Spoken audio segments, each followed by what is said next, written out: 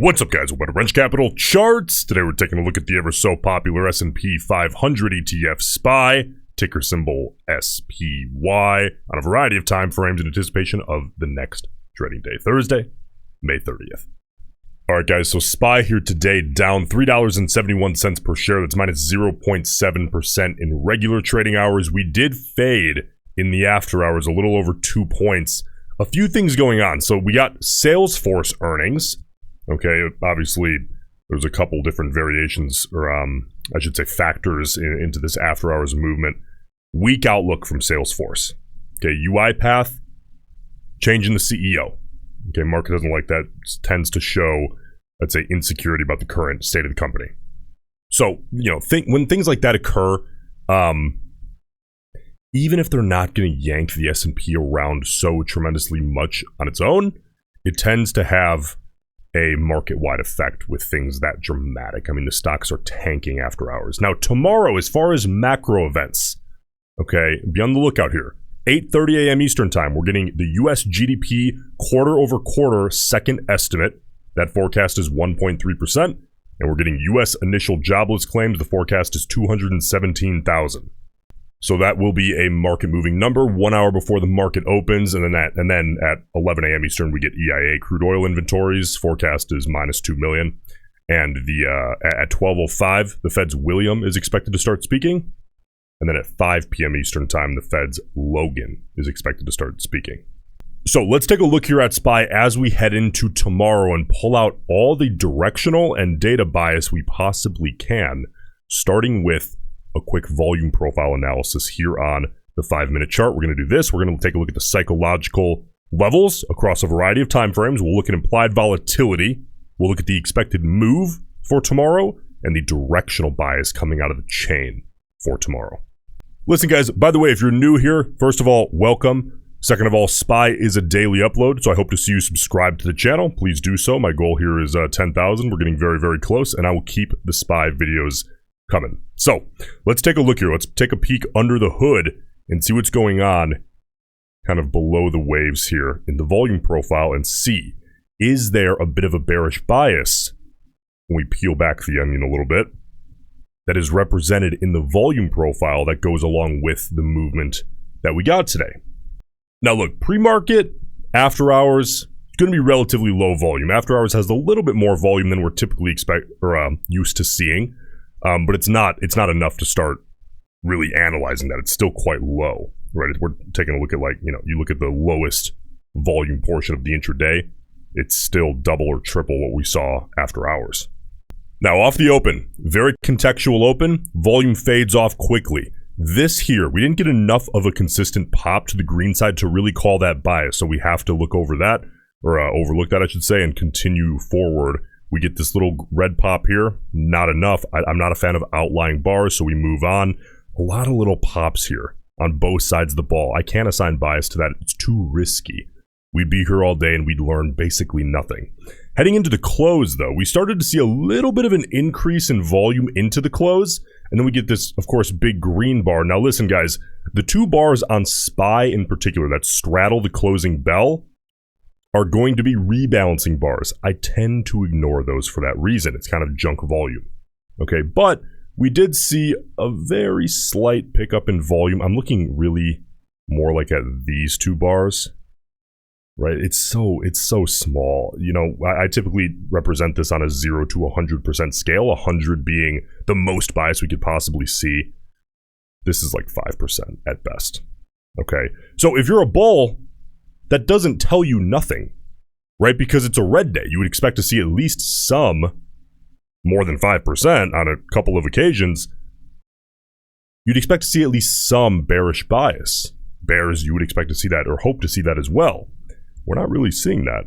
We're actually seeing very little bias. So let's move on. This is going to be a lot more simple to follow and very effective. Of course, I'm talking about the psychological self-fulfilling prophecy levels. And we'll start here on the 30-minute chart. This white line is the 50 period. That gray line is the 200 period. Now, you guys remember yesterday's video. If you watched yesterday's video, I hope you did. We were testing both of these levels. And we were talking about it was time to make a decision around these levels. It was anybody's game here today. Well, we faded after hours, faded hard in pre-market, right? That was all very low volume, which is why we can't analyze that volume. And during the intraday session, we didn't quite get a retest here, but what the bears pulled off here today on the 30-minute is they ripped that 50-period downside. So looking ahead here to tomorrow, bears, if we retest the 50-period, you're going to want to see a rejection off of there, okay, to get a descending area of what could be resistance. Bulls, ideally, rip up through the 50, low volume retest, high volume bounce. That can open up a move in the near term for an upside move or test of that 200 period here on the 30-minute. Because ultimately, bulls, we'd kind of want to see this same picture, stock or ETF in this case, moving downside, 50 period moving downside or trending with the ETF, 200 period trending with the ETF, but we'd want to see that flipped if we're bulls. Okay, it's the same look, just opposite.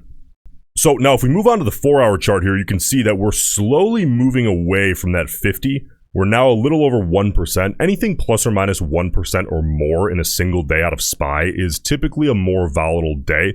Doesn't happen every day, okay, but it's within what we've seen in the past on SPY. So bears, if we do retest that, it's already a full percent against you. Okay, a 1% green day is not a small green day, but you'd want to see that hold as resistance. Okay, whereas bulls, if we can make a test of that, that's great. I think that's a great start. Ideally, we'd push up through and claim that as support, but understand that the further in you go, 1.25%, 1.5%, you're pushing more and more against SPY's ATR, the average true range of what it tends to move in a single day. And that's a very common intraday trade.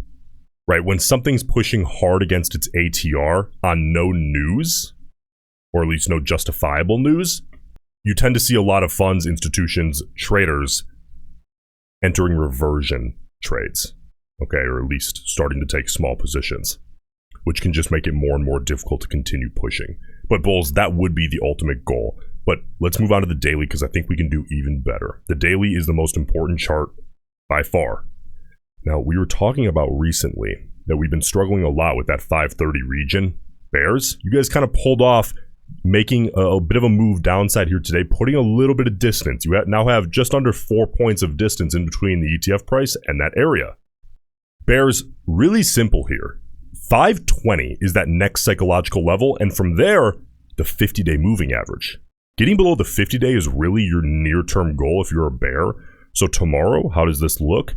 Well, if you bears could just move down toward 520, that's tremendous progress for you. Whereas bulls, if we can get back to 530, pushing up through 530 would be great. And actually claiming that as support.